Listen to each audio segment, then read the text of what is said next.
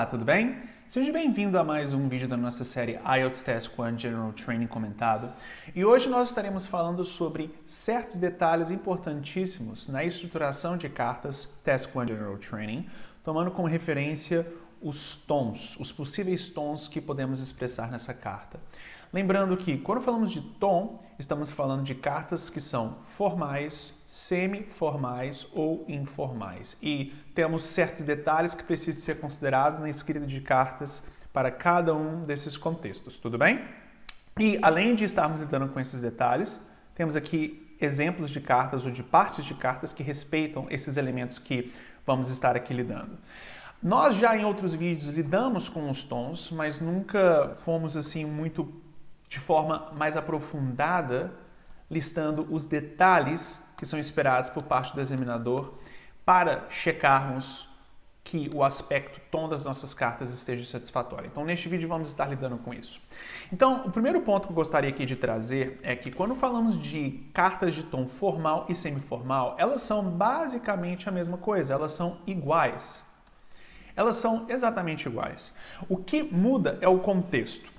O contexto é, no caso de cartas formais, você, ao escrevê-las, se refere a uma organização, a, por exemplo, uma universidade ou a uma empresa. Enquanto que no semiformal você está escrevendo, você tem como destinatário uma pessoa nesta organização, por exemplo, o administrador da empresa ou o diretor da universidade.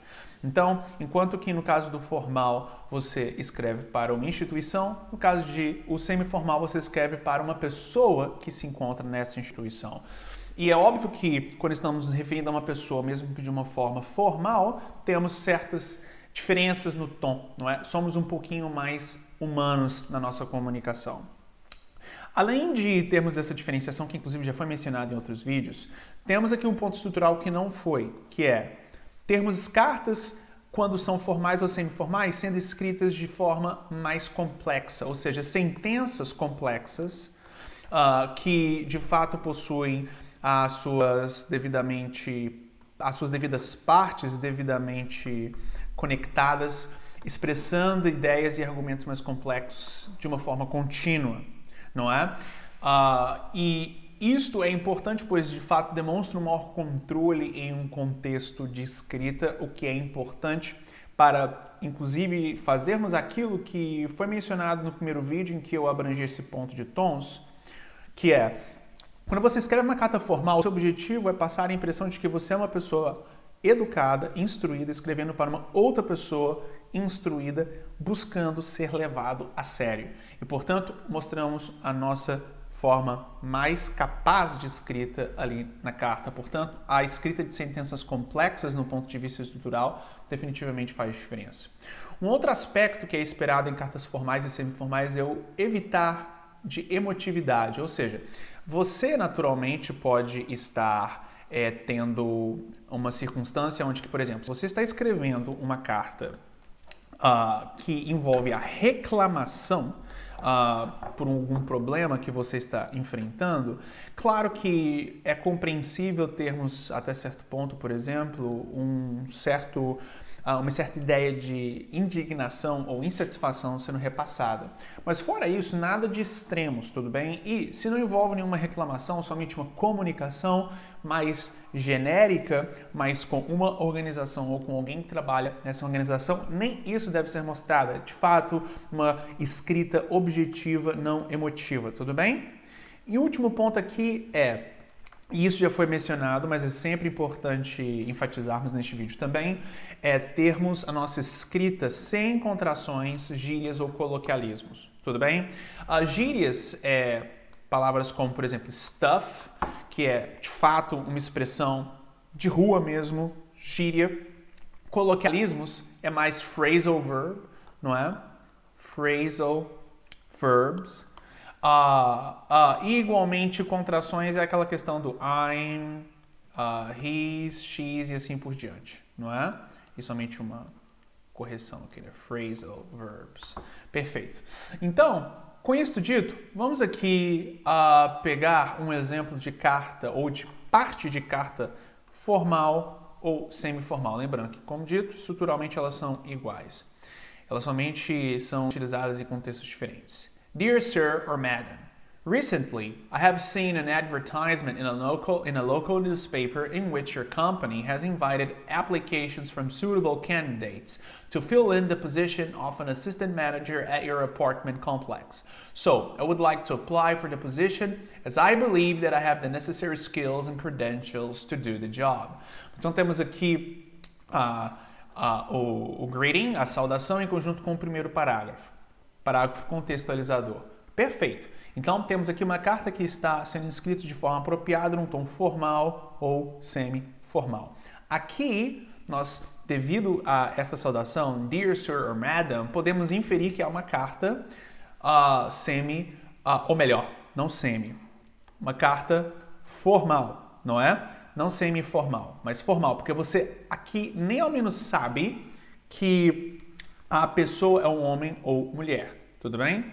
Portanto, você está escrevendo para a empresa. Mas se inclusive você quisesse falar for whom, não dear company, mas for whom it may concern. Para quem isso daqui importa, ou que seja o papel da pessoa se comunicar, ou melhor, se comunicar não, ler, não é? Ou seja, já que você não está sabendo efetivamente quem está lendo a carta e já está se referindo à instituição em si, você pode introduzir desta forma a sua carta, fazendo a sua saudação desse jeito, tudo bem? Perfeito. Agora vamos aqui dar com a linguagem ou tom informal. Quando nós falamos de tonalidade informal, a coisa ela é mais simples, pelo menos em alguns aspectos. Não em todos, mas em alguns. Então, vamos ver aqui. Primeiramente, temos aqui o informal sendo alguém próximo, em uma relação não profissional, não é? Ou seja, é alguém que é mais próximo de você, como por exemplo um amigo ou familiar, ou até mesmo alguém não tão próximo, mas no qual você tem uma relação não profissional ou formal, como por exemplo o seu vizinho. Agora, é óbvio que se você está escrevendo uma carta de reclamação para o seu vizinho, você vai ter um tom mais formal sendo utilizado. Não uma carta de reclamação para, por exemplo, um amigo ou familiar, mas para o vizinho, definitivamente aí, neste contexto, já que a reclamação para o vizinho é formal. No caso, aqui mais precisamente, semi-formal, já que estamos lidando com uma pessoa, como já explicado. Desculpe. Mas, de uma forma geral, o tom informal é aplicado quando estamos nos comunicando com alguém que é próximo, tudo bem? No qual temos uma relação não profissional. O próximo aspecto aqui temos aqui a nossa escrita próxima à linguagem falada, com muitos phrasal verbs, figuras de linguagem. Ou seja, aqui é que aqueles phrasal verbs são utilizados, aqueles collocations, em conjunto com figuras de linguagem, não é? Expressões que podem ter duplo sentido e que numa comunicação oral são até mesmo esperados serem utilizados, não é? Numa comunicação oral informal.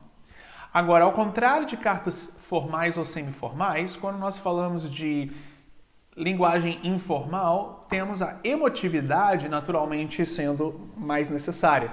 Ou seja, expressarmos algum nível de emoção na nossa escrita é de fato importante. Não é necessário ter drama, não é? Vamos colocar aqui, não drama. Não é necessário criarmos uma carta dramática, não é? Mas ao mesmo tempo temos que compreender que estamos nos comunicando com alguém que já somos íntimos, portanto podemos ser um pouco mais vulneráveis na nossa comunicação e assim é esperado um certo nível de emotividade. Tudo bem? Sentenças em termos de vocabulário tendem a ser mais simples, devido à informalidade.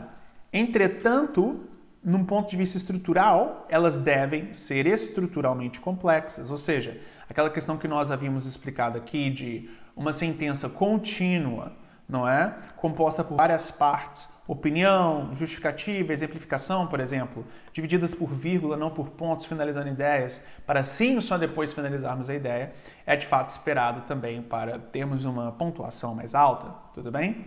E um último aspecto aqui mais frequentemente você estará escrevendo na primeira pessoa, ou seja, nas cartas formais e informais, ou melhor, nas cartas formais e semiformais, o fato é que você pode sim escrever na primeira pessoa. Por exemplo, demos aquele exemplo lá de uma carta escrita de reclamação, não é, para uma empresa ou para o gerente da empresa. É óbvio que aí, já que você está falando de uma insatisfação sua, é esperada, compreensível você se referir para si mesmo.